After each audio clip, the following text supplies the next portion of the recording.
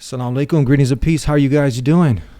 Guess what? I got some Edgewood dates. Have you ever heard of Edgewood dates? And I got the man next to me on the left. Thank you for the Edgewood dates. Assalamu alaikum. How you doing, Mr. Brown? Hi, how you been? Alhamdulillah. Thanks for the Edgewood dates. Yeah, my pleasure. Some people don't know. Yeah, so how you been? Don't forget the Zamzam water, man. The Zamzam water, yes, and the miswaks. Yeah, there you go. You know what our friends for. Thank you so much. How you been? Medina? Alhamdulillah. How are things in Medina? Things are good. I haven't figured out a way to get younger, but otherwise doing okay. Good, alhamdulillah. Alhamdulillah. Do you get a chance now? You know, the climate here, it's is it reaching you, Trump, and all the politics? Does it reach that end of the world? Sure. And we're just kind of waiting to see how that works out. Yeah.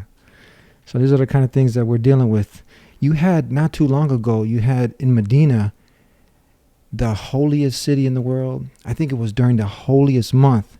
You were there. You know what I'm talking about? Medina or Mecca? Mecca. No, it was in Medina. No, it was in Medina, the explosion that happened. Oh, are you telling about during Ramadan? Yeah, during Ramadan. Yeah. My understanding is I was fairly close to it when it happened. Yeah. Can you tell us, because that's something we're dealing with here. People always linking back Daesh, this extreme radical group, and people who really don't know anything about Islam. But this is just, to show, like, on the holiest month of the year, during Ramadan, during the blessed month, that in Medina, this group had actually, tell us what was a little bit, because you were there, you lived there. Tell us, fill us in on what happened. Actually, I was down at the Masjid al-Nabawi when it happened, but quite frankly, aside from that, I really don't know the details except for what is in the news. The other thing is, now I hate to kind of cop out on you here, but the bottom line is that I just am completely apolitical. I don't discuss, these issues. I don't make fatwa, and I just stick to my domain of interest, and some people say expertise, which is comparative religion and, the anti-atheist dawah. When we get to there, tell us, for the people who are tuning in, and a lot of times they get turned off because they keep associating, so I'll just hit you with this, violence with Islam, and they can't get past that. So before we can even get to a lot of these commonalities and clearing these other misconceptions, comparative religion, some people keep thinking, nah, I don't want to turn off, these Muslims are all terrorists, ISIS, what do you say about that? Sure. Well, first of all, you will always have extremists. Extremists exist in all religions, number one.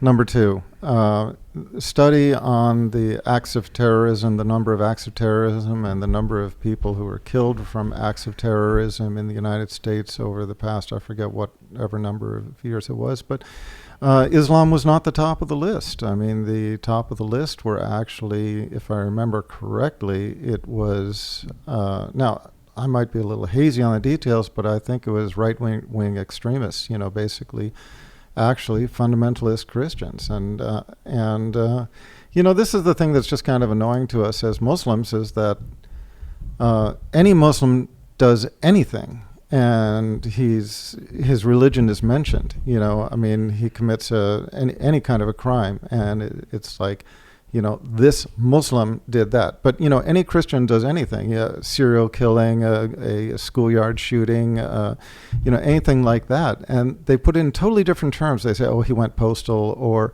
the guy was psychologically disturbed, or whatever, and they never mention the religion. When's the last time you ever heard, Christian extremist, Christian terrorist, or something like this? Never. And so there does appear to be this strong bias in the media I feel really to demonize Islam and to make Christianity, just sort of sweep Christianity and Judaism's problems under the carpet. You never, again, Buddhists, you never hear of Buddhist terrorists, but look at what's going on, Buddhist terrorism, but look at what's going on in Myanmar, and look what's going on with the genocide. The genocide that Buddhists are committing in the Far East, and yet you never hear this as Buddhist terrorism. So there's a attempt on the media to polarize things, which I'm definitely not comfortable with, and it does seem grossly prejudicial. Yeah, we've answered these questions on many previous episodes. We won't spend too much time on it. Go ahead. What were you going to say? Well, by the way, I do want to say something, and it is one of my sort of pet peeves, is that, I think all of this, I mean, not all, but, 90-some percent, 95, 98% really comes from 9/11. I mean, I was Muslim before 9/11, and I'm Muslim now, and alhamdulillah, by the grace of Allah, but I saw the transition between how Americans thought and treated Muslims before 9/11 and after. And I really feel that was kind of the defining moment. Before 9/11, there was still some media bias. I mean, there was quite a lot of media bias, but then when 9/11 happened, it just ramped things up tremendously. Mm-hmm. Okay. And this is a pet peeve I have, because number one, okay, if it was Muslims who carried out the atrocity of 9/11, it was a crime. The Muslim world recognizes it as a crime, and the Muslim world is trying to send this message to the West, to the developed countries, basically saying, look, this was a crime. Those are criminals. They don't represent our understanding of Islam. They don't understand they don't represent our values. They don't represent our morality or our religious values. Okay, so don't try to say that this is Islam. This was the act of a criminal, no different from the act of a criminal of any other denomination or religion in the world. Okay, that's number one. But number two is, there's been this growing movement that questions. Brand new poll that show that more and more Americans are rethinking what happened on 9/11, and increasingly, more people are saying they do not believe the government's version of events. Questions where or how 9/11 actually happened. 9/11. And candidly, wouldn't only fringe people still question what happened on 9/11? Well, perhaps not. Today, we're going to release to you results of a brand new poll that show that more and more Americans are rethinking what happened on 9/11. And, I mean, for example... So there are all kinds of reasons. We thought we were set up to fail. We got started late. We had a very short time frame. Indeed, we had to get it extended. We did not have enough money. They were afraid we were going to hang somebody, that we would point the finger. Lee and I write in our book that we think the commission in many ways was set up to fail because we had not enough money, we didn't have enough time, we'd been appointed by the most partisan people in Washington. There's an excellent expose on YouTube, or at least it used to be on YouTube, called 9/11 Mysteries, Demolitions. It's an hour-and-a-half video you can watch or you can purchase. I think the last time I looked for it, you actually had to go to Amazon.com to buy it. I mean, just the best money you'll ever spend in researching this topic. Okay? Mm-hmm. If you can watch that video and not have your convictions changed regarding how 9/11 happened, then you just you need to get an EEG, an EEG, an electroencephalogram, something to check your brain waves. I mean, if you can watch that documentary and walk away with the conviction that you came in with, something's just wrong. Mm-hmm. And so I just have to say that this is just the plug I've got to give, is stop demonizing not just Islam, but stop demonizing any group. We are living in a time and we are living in a culture that loves to hate or needs to hate, okay? I mean, as long as I have been alive, and for a lot of time before, the West or the developed countries has always been demonizing a group. I mean, if it wasn't like the only good Indian is a dead Indian, You come forward into World War II, where the Germans were Krauts, and then the Korean War, where the Koreans were the Gooks, and then into the Vietnamese War, where they weren't Vietnamese, no, they were Charlie or Slants or something like this, and every different person is given a name that is dehumanizing them. Okay, you're not killing a person, you're killing a Kraut. World War II, you're not killing a North Korean, you're killing a gook. It's an ugly word. You're not killing a Vietnamese, you're killing a slant. I mean, where does this ugliness come from? But it's a process of basically programming a people to see another people as something different from what they are. And every single time, after the massacre, after the dust settles, we turn around and we start realizing that we're rubbing shoulders with these people and they're okay. The Indians that we massacred, the American Indians that we massacred, we now go and visit their reservations. We enjoy their art. We enjoy their food. We see the beauty of their customs and the gentleness of their natures. After World War II, there are all these touching stories of soldiers who were united with their counterparts. I mean, the American soldier who was interned in a prison of war camp and suffered horribly during his internment, and later, after the war, is united with his captors. And they both just realized we were on different sides of the equation, and we're both okay. Or the one who was shot down by another pilot, or was intimately involved in the struggle of life and death and the struggle of the war against another counterpart with which they were united later, and they just realized, I mean, we're all human.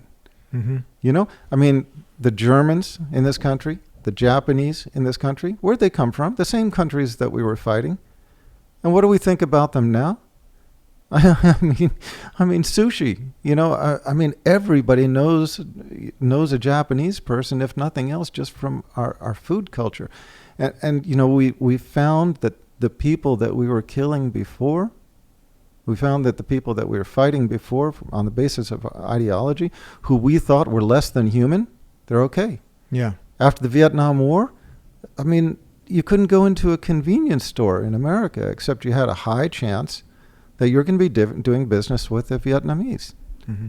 And they were okay. And what the shock of shocks, I mean, they're just like us. They just want to live life and have a peaceful existence and so on and so forth. That's the power of the human connection, huh? I'm just saying, whether you're talking about the forces that we were at war with in World War II, where you're talking about Mussolini's Italy in that period, or whether you're talking about the Nazi Germans, or whether you're talking about the Japanese, I'm talking about the Koreans during the Korean War, the Vietnamese.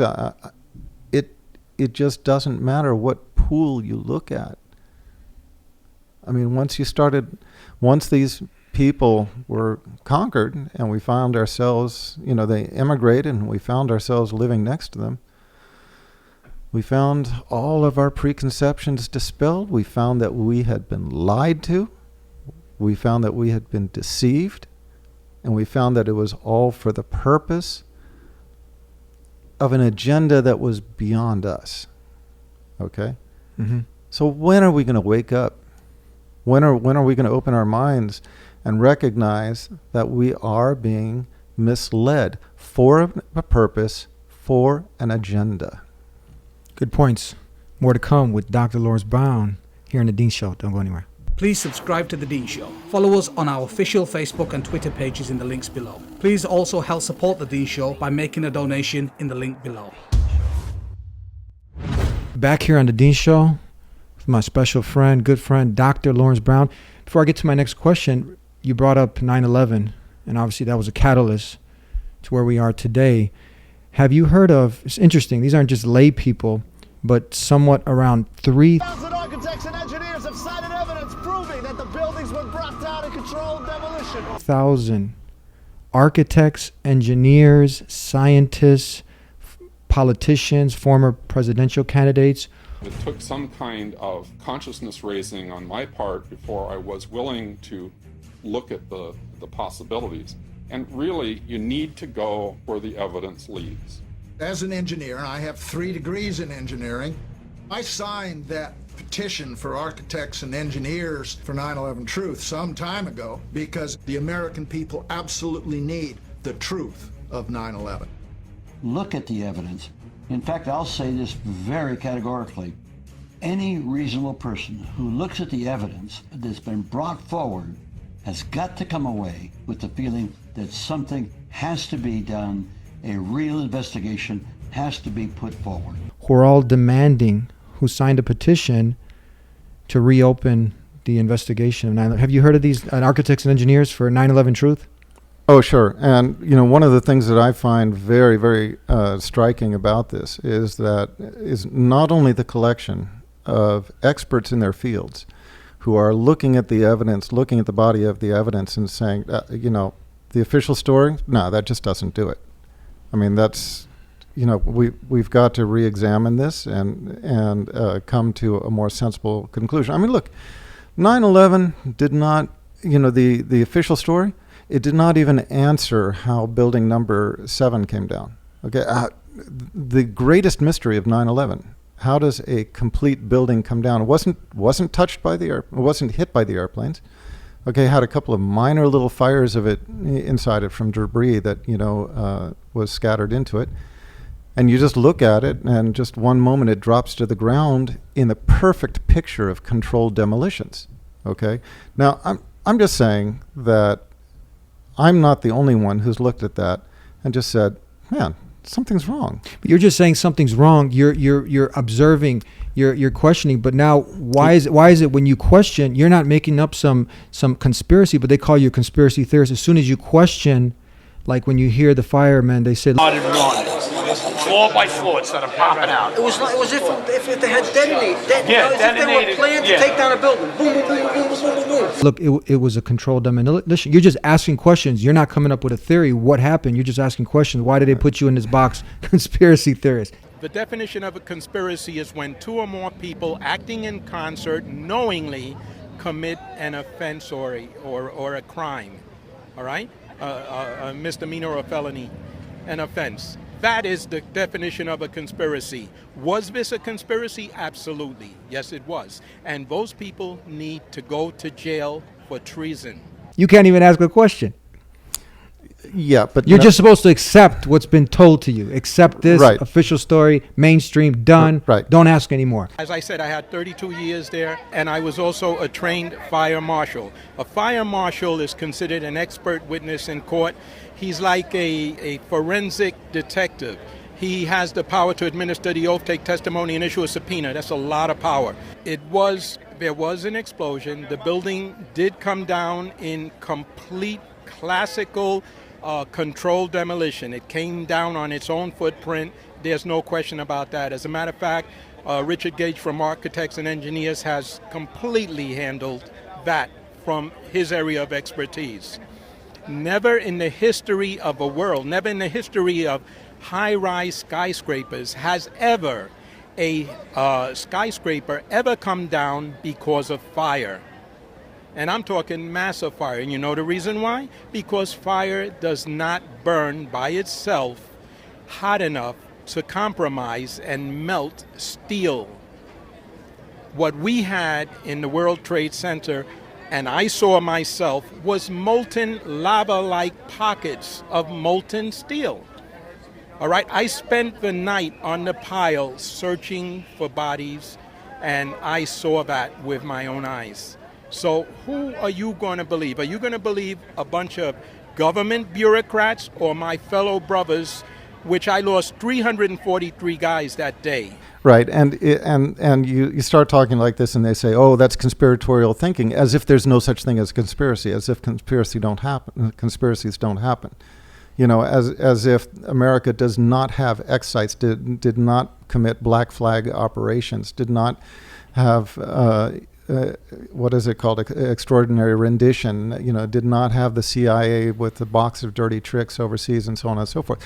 I mean, it's just a way of making you look bad or silencing you for having an open mind.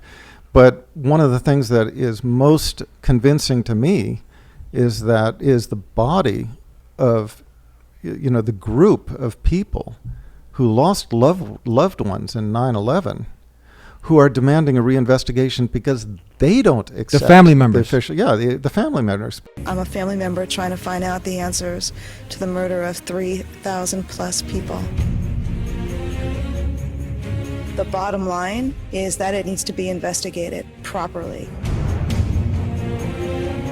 Please look at architects and engineers.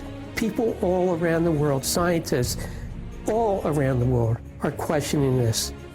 And there's some deep, deep explaining to do. We will never heal. This country will never, ever, ever forget that day. We have to demand a new investigation. I want justice here. Because they don't accept the official explanation. And many of them are the ones who are, they are the ones who are saying that it was an inside job. Now, I'm not going to say what my viewpoint on this is. I am just going to say that my message to people is don't close your mind, open your mind. And in the same way that we are asking for a re-examination of the evidence, people out there should re-examine the evidence themselves. Mm-hmm. So they should be listening to, you've got eminent experts in their fields who are demanding a re-examination of the evidence. You have... As an engineer, I have 3 degrees in engineering. I signed that petition for architects and engineers for 9/11 Truth some time ago because the American people absolutely need the truth of 9/11. Really, really great documentaries like this one I mentioned, 9/11 Mysteries, Demolitions. It's 9/11 Mysteries like / Demolitions, okay?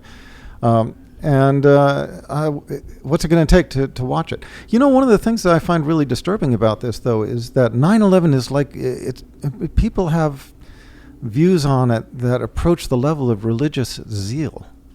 When you talk about a religion, or when you talk about religious views, a lot of people it's just clear that their minds are closed, and you just can't talk to them, because if you say anything that is contrary to their way of looking at things, they don't want to hear it. It's like, no, it can't be, no. And then they express their view. They keep repeating their view. It's this way, it's this way, it's this way. And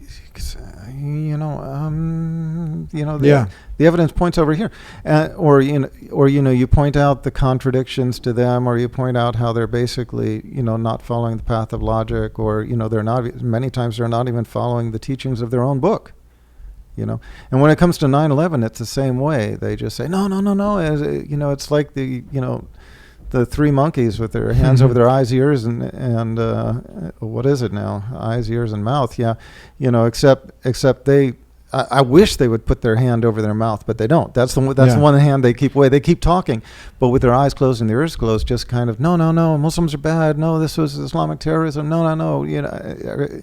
And they're not willing to examine the evidence and consider the possibility that this is all the part of a greater agenda, but at the very least, just consider the possibility that, like I said, Muslims and Islam is not as bad as how it's being portrayed. Why is our news media foaming at the mouth when it comes to stories about Islamic terrorists, but not white guy terrorists?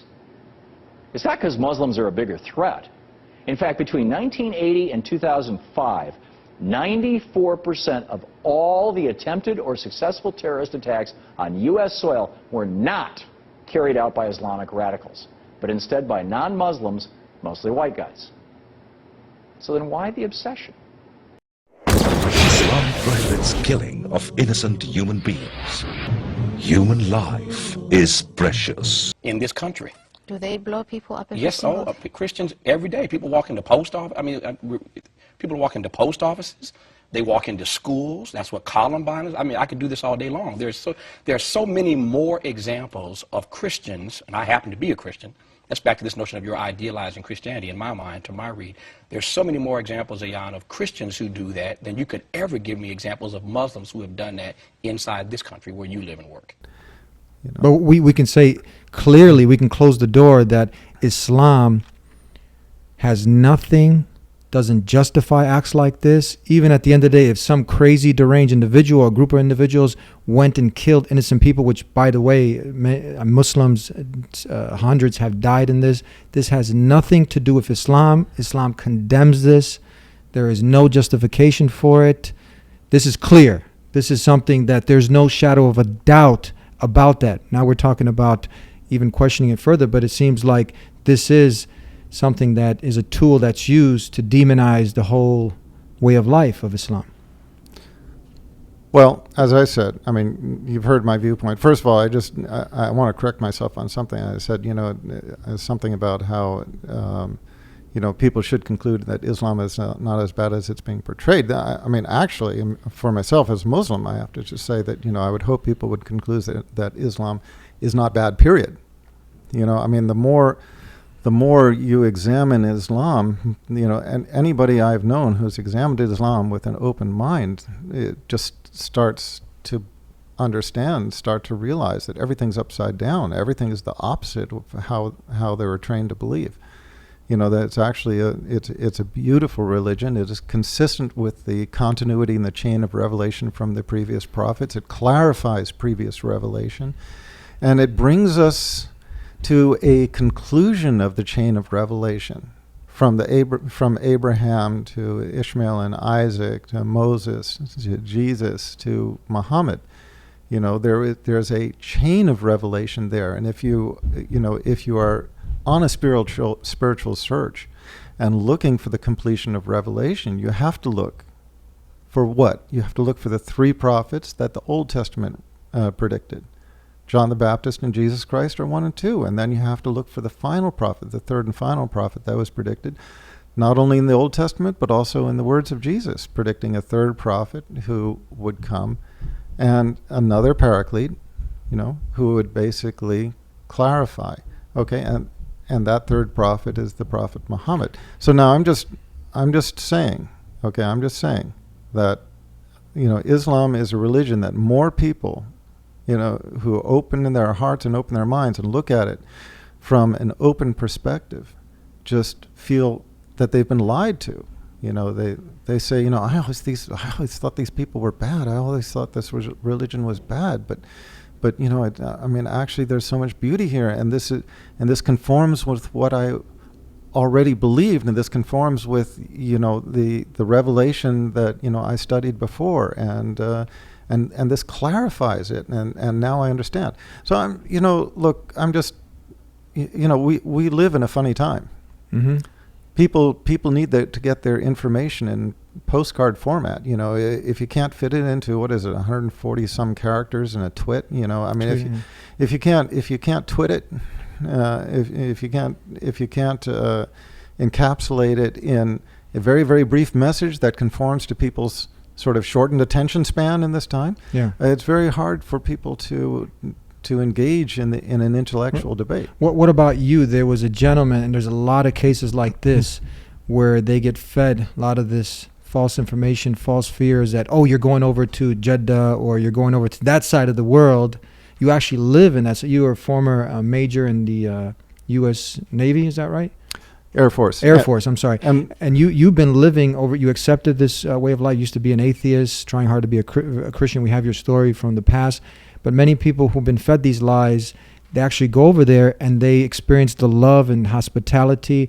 You must have experienced it because you've been living there for how long now? And tell us about this, your experiences there. 17 years. And by the way, my daughter off camera is showing me little signs saying, it's not a twit, you twit, it's a tweet.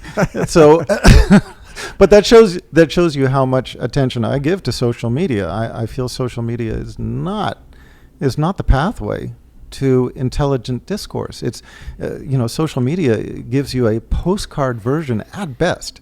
for people with extremely shortened attention spans. I mean, come on, if you're going to engage in the debate, if you are going to hang your afterlife on this, you really cannot take the time to read a book. You really cannot take the time to, investigate in a serious way.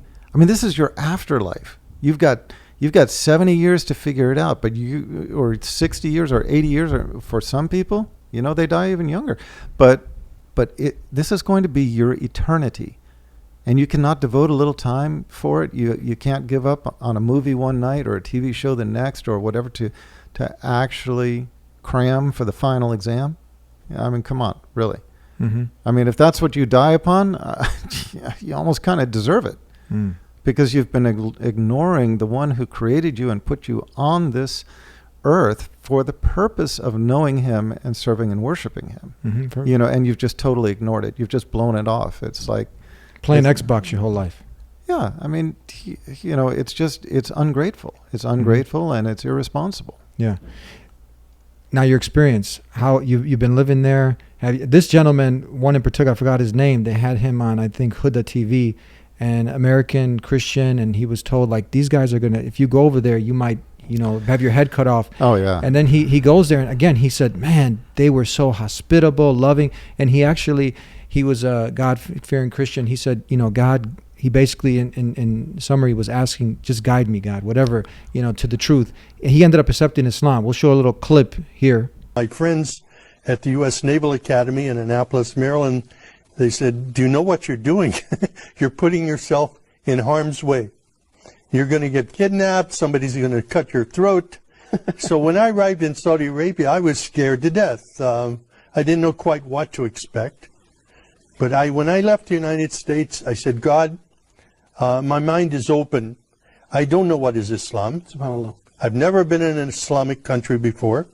And I don't know about the Prophet Muhammad, peace be upon him, but show me what is truth and what is not truth. And I came with an open mind. And I'm looking, nothing happened.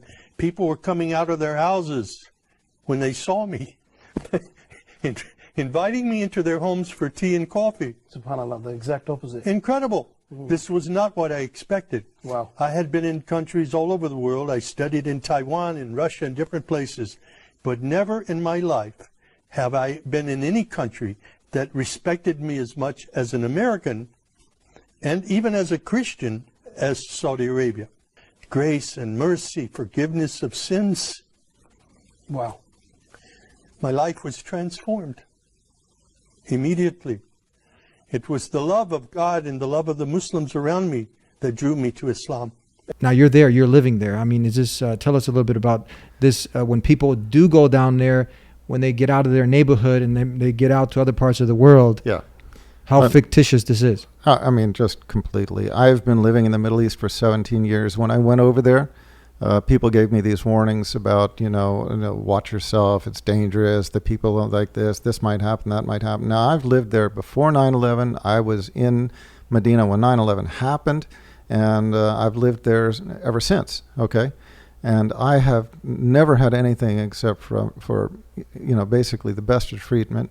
Well, I shouldn't say never. There's always, a few isolated incidences of, the same as you'd have here on the street in America where, you just, don't hit it off with somebody. But I mean, I've just had the best of a treatment. I remember after 9/11, I just remember all of these Saudis coming up to me and apologizing and just, very sincerely saying, we're so sorry for what happened to your country. And I mean, it's not their fault. These are beautiful, polite, well-mannered people. Once you're in their presence, you feel their gentleness. They weren't dancing in the streets. I heard the common mantra is that when this happened, people were dancing and celebrating. No, that's ridiculous.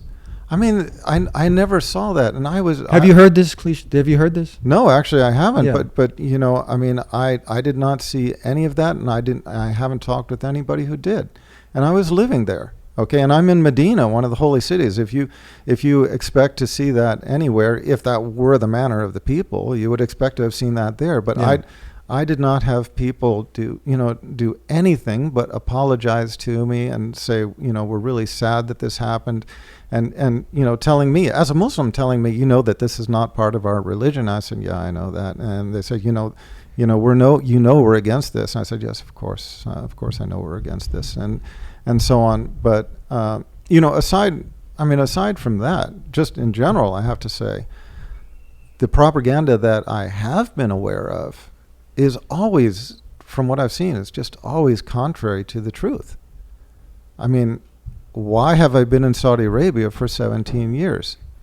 I mean, these people have extended their arm of hospitality towards me in their country, and they have given me a beautiful life there. Mm-hmm.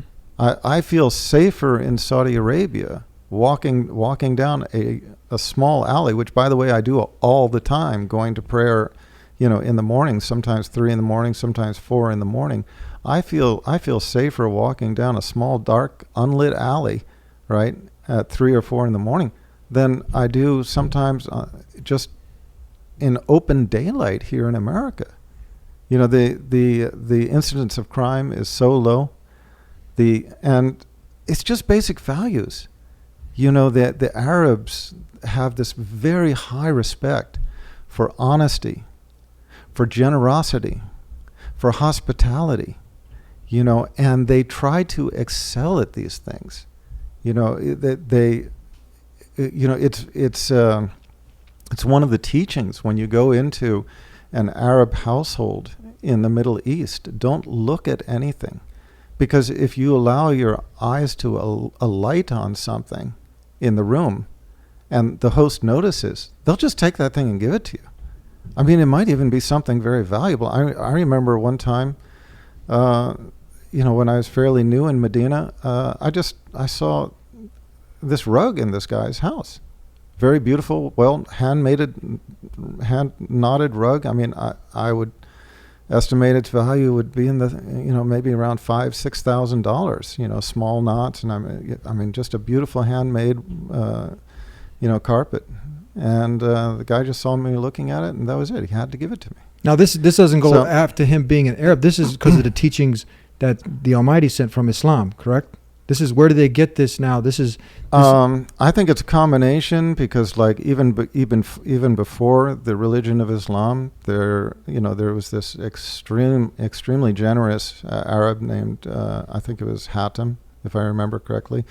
And so they even have this, this saying, to be as generous as Hatim, because he set this example for generosity. But go back to Abraham and that time where a guest would arrive, an unknown guest, and you would just slaughter the fatted calf. There are beautiful people, and I think part of that is just innate. They're a beautiful, generous people. What if someone says, "Look, you're a sellout now"? Like for myself, he's an Arab now. No, you can't obviously change your DNA, your nationality. Look, I'm an American. I love my country, but at the same time, I'm conscious of my purpose in life. I love my Creator. I live this beautiful way of life, but I also respect other people's cultures. I'm open to learn. But if someone, says something like this, "Oh, now you sell out." You hear all sorts of ignorant things. First of all, stop listening to me. Okay, I mean, go listen to all the other non-Muslims who have come to the Middle East and found themselves, welcomed and well treated by well-mannered, generous, hospitable people. My life was transformed immediately. It was the love of God and the love of the Muslims around me that drew me to Islam. Okay, and be convinced by them. Don't be convinced by me. I've known so many people like this, that they're just, they're non-Muslims, but they don't want to leave the Middle East. Yeah. And some of them leave the Middle East in tears because, their job has, their contract has ended, their job has run out or something like that. I mean, some of them leave the Middle East in tears because they don't want to leave this beautiful environment that they found. Now, let me just back up for a minute.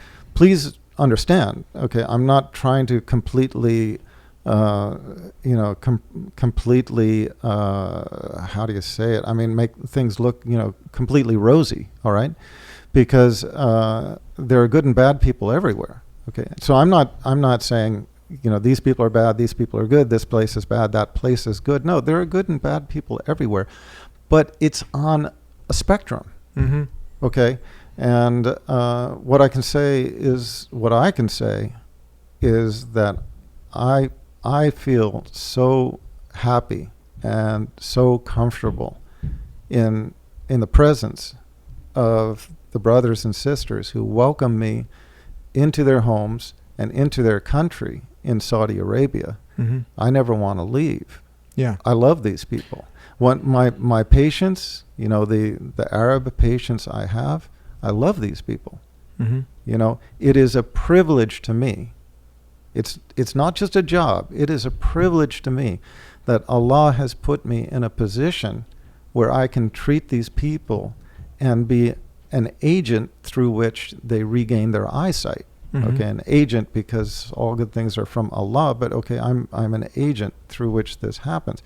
And it's a privilege to me that, the powers that be in Saudi Arabia have accepted me as a guest into their country and honors me in that position. Yeah.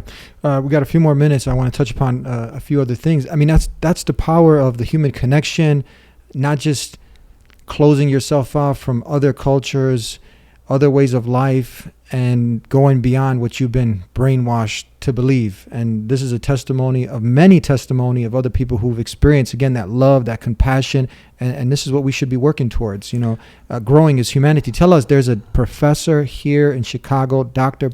Pape, who said, since we're on this topic, he said that this is an expert, a terrorism expert. He evaluated 1,000+ terrorist acts, and he said, this is not some just random individual, an expert. He says Islam has little to nothing to do with these terrorist attacks. This is all politically motivated. Have you heard of Dr. Pape and this analysis, the study that he did? I haven't, because I work in a different field. As I said, and before 9/11, you didn't have, if you go back, you didn't have these groups such as Al Qaeda, Daesh, ISIS, all of these things, because we're trying to find out the root, where these things come from. It's not like Islam is inherently bad and it's calling you to go ahead and strap bombs, but you have extreme elements. These he's talking about, these are politically motivated. Yeah, I mean, I haven't heard of him or these, these conclusions, but it doesn't surprise me because, I think I'm just guessing, but I'm guessing that what he is trying to say is basically that Islam is not associated with terrorism, because we know that the Islamic beliefs are not consistent with these acts. Now, yes, there may be Muslims who have committed acts of terrorism in the same way that there are Muslims who may have committed crimes, and Christians and Jews and atheists and everybody else. Okay, there are good and bad people everywhere. All right, but I mean, we're talking about a religion of 1.2, 1.3 billion people. I mean, a huge portion of the population of this earth. So you can't expect, all of them to be peaceful, law-abiding citizens. You'll find some criminals in that mix. Yeah. All right, but so what he's really saying is that you might have some criminal Muslims, but those people don't speak for the religion. Stop demonizing the religion. Stop marginalizing the religion for the acts of the few. I mean, if you look at, okay, let's say that there were 22 Muslim terrorists who carried out 9/11, and that's a big presumption. But let's say that there were. What is 22 out of 1.3 billion? Why aren't you looking at the 1.3 billion and not looking at the 22? In the same way that you look at Christian America. Okay, you look at, I almost hate to say Christian America anymore, because the number of Christians is waning, and those who are Christian are very often, sort of marginal Christians. But in any case, you look at Christian America, and they don't accept for their religion to be demonized when there's found to be a Christian serial killer or a Christian who goes postal and commits that happens daily, or the KKK attributing the whole religion to the KKK Christian, that sect. That's obvious to distinguish the two. I don't even know if the KKK is still active. They're active. They have almost 200 live branches right now. You can go sign up right now if you wanted. They have websites. They're ready to hire and fire, and they're fully functional. What do you mean by fire? Kick you out if you disengage from those extreme radical beliefs. You probably get kicked out. You're going to get fired. Okay, but you get what I'm saying. Yeah. So in any case, I mean, I'm just saying that you shouldn't demonize the religion for the acts of a few. And I think this man that you're talking about is probably just saying, differentiate between Muslims and Islam. Yeah. Okay, you might find some bad Muslims. You might find some Muslims that conduct acts of terrorism. But if that's not consistent with the religion of Islam, if that is not from the Islamic teachings, then Islam's not responsible for that. These bad guys are, but the religion is not. Yeah, give us a tweet. Give us something to end with. We're out of time. Give us something for the person tuning in. They're watching us and they don't know much about Muslims, Islam. They're hearing this stuff for the first time. They're seeing you, white Caucasian. What are your eyes, green or blue? What's that? And they're like, okay, this is interesting. You got to get out there. You got to get out there. You got to look. One thing I wanted to say is a lot of the Muslims, not a lot, almost all of the Muslims I've ever met. And I've traveled to Jordan, Kuwait, Bahrain, of course, Saudi Arabia, Palestine, Israel, and Turkey, and a number of countries in the Middle East. Okay, and everybody I have ever met is frustrated, and they're always saying the same thing. They're saying, why did the West see us like this? This is not who we're. We're okay. And if people actually went and lived with them, they'd find out that that's true. They'd find out that these people are, they're calm, they're peaceful, they're loving. They are, like I said, they're hospitable, they're generous. And this has to come from somewhere. And yeah, part of it is their nature, and part of it is their religion fine-tuning their nature, okay? Of course, that's just, those are the moral constraints that they live within, also from the religion. But it's a beautiful thing, and you have to experience it to understand it. The other thing I'd say is check out my website, leveltruth.com. Leveltruth.com? Leveltruth.com. It's got a lot of material. If you are on a spiritual search, as I was saying, read a book. Start with mine. Start with the first and final commandment, or start with Misguided. And don't think I'm trying to sell anything. Go to the website. Download it free of charge. It's all there on PDF downloads. You don't need to pay a cent. Okay, I don't care. Just read. Thank you for the Zemzem and the Edgewood dates and the Miswak. My pleasure. Always a pleasure. Make sure you stop in next time you're in town as always. And thank you guys. Walk with a Muslim, talk with a Muslim, visit a mosque, call us 1-800-662-ISLAM. Make the human connection and visit me here every week. Visit us here at TheDeenShow.com. Like us on, Facebook. Follow me on Twitter. Stay up to date with The Dean Show. We started with peace. We end with peace. Assalamu alaikum. Peace be with you.